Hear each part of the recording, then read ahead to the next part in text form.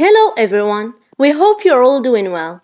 Today we are discussing Charles Dickens' third published novel, that he titled The Life and Adventures of Nicholas Nickleby. Written in 1839, it has been adapted for stage.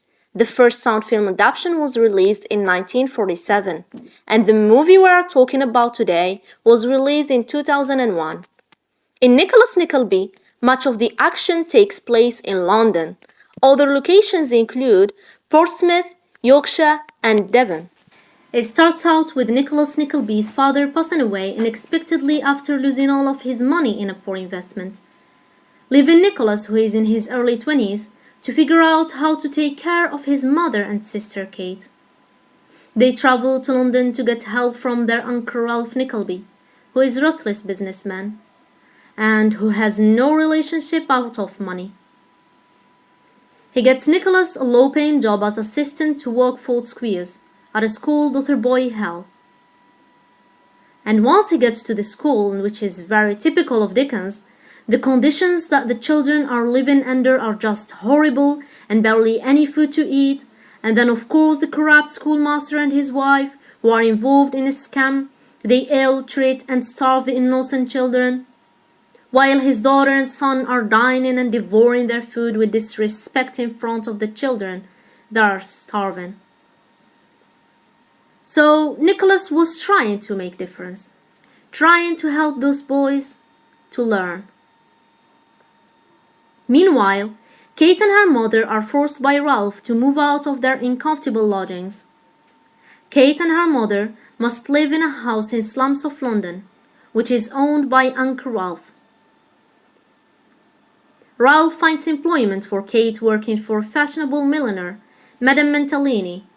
Kate dislikes the leers of Madame Gigolo's husband and is also alienated at work by Miss Nag. Nicholas ultimately decided he could no longer stand the situation at that school, so he fled, taking Smike, a boy who also desires to live with him. From there, he makes his way to London, where he is able to support his mother and sister because he is aware that his uncle is someone of unsavory character. And of course, with every Dickens, there is going to be the light and the dark.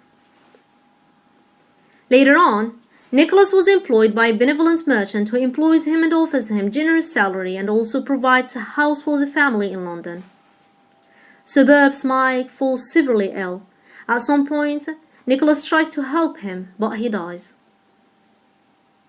After many adventures, Nicholas joins the Cherubles firm as a partner and weds Madeline, a woman he had fallen in love with and had to overcome many obstacles to get her.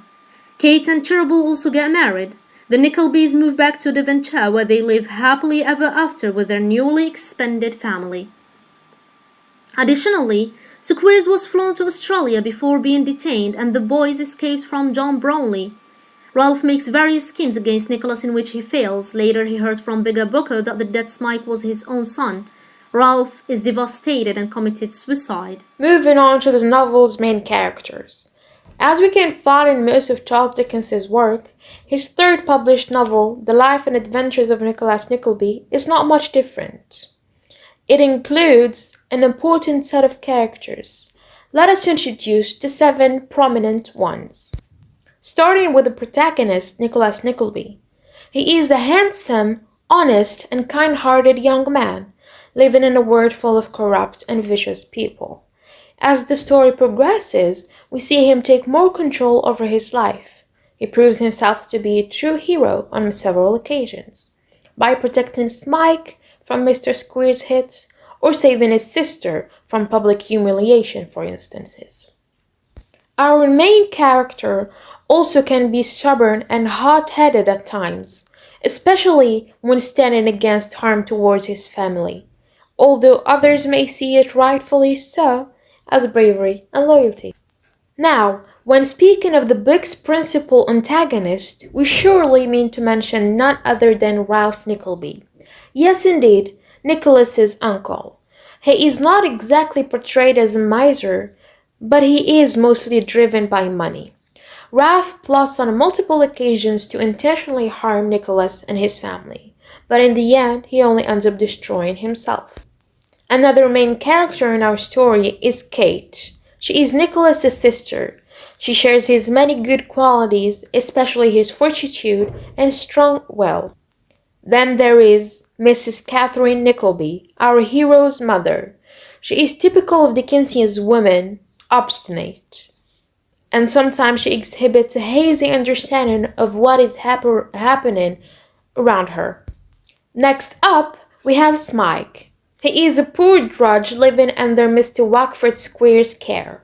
For as long as he remembers, Smike had been, just like his comrades at the Dotheboys Hall Institution for Abandoned Children, abused, ill-treated, starved, and beaten by Mr. Squeers and his family.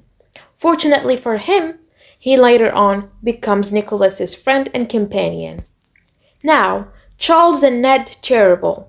They are affluent German merchant twin brothers who show great kindness and generosity toward Nicholas. They are also the very reason he met his beloved Madeline Bray and Kate met Frank Cheeryble. Then there's the cruel one-eyed Mr. Wackford Squeers. He runs the Dotheboys Hall Institution for Abandoned Children, where he beats and starves the boys. After that, Newman Noggs, Ralph's clerk, who becomes Nicholas's devoted friend. He was once a gentleman, but lost his money and went bankrupt. Last, but surely not least, there is Brooker. He is not an important character per se, but we do see more of him at the end, as it is revealed he was once Ralph's clerk and was responsible of transporting Smike to Dotheboys Hall because his father, Brooker revealed, was Ralph himself. The Life and Adventures of Nicholas Nickleby contains many themes. Let us discuss the most common ones. Starting with social injustice. The novel highlights the injustice that the poor and vulnerable faced in society during the Victorian era, particularly with regard to how orphans were treated. Second, family and loyalty. The novel frequently returns to the themes of loyalty and the value of family, as Nicholas and Kate struggle to support each other and their mother in the face of adversity. Next, wealth and power. The novel explores the corrupting influence of wealth and power. Characters like Ralph Nickleby use their status to exploit others. Friendship. The power of friendship is also highlighted in the movie. As Nicholas finds allies in unexpected places, he forms friendship with people who share his values and support him through his challenges. Exploitation of children. The movie is also concerned with child abuse in the Victorian era. Many children were placed in neglectful boarding schools or orphanages, as was the case with Smike, Nicholas' friend, who was subjected to physical and mental assault by Mr. Squeers, his master. Courage.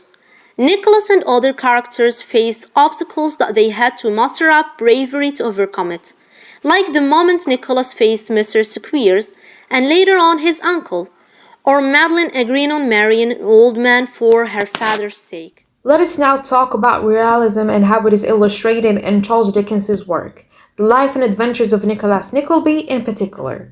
First of all, when defining realism, we say that it is an artistic movement which portrays reality. It is basically the use of realistic characters over complicated plots, by emphasizing on social issues, harsh truths of life, and primarily middle and lower classes struggles. And when speaking of the most famous realistic authors, Charles Dickens is first to come to mind. His novels have strong themes of social injustice, imagery which illustrate the socio-economic need of the poor population of the 19th century England, and most crucially, his non-biased portrayal of his modern society. As one can notice in his many narratives, the presence of both heroes and villains, rich and poor, virtues and vices. Therefore, reading a Charles Dickens novel seems like reading about the society of that time. In this book, Dickens uses his characters, the situations they go through, and their incredibly honest feelings to dramatize and portray actual life. Taken as example of this characteristic, Ralph Nickleby, he is an extremely cunning individual who uses people and discards them when they no longer provide money for him. He is always coming across as vile and aloof.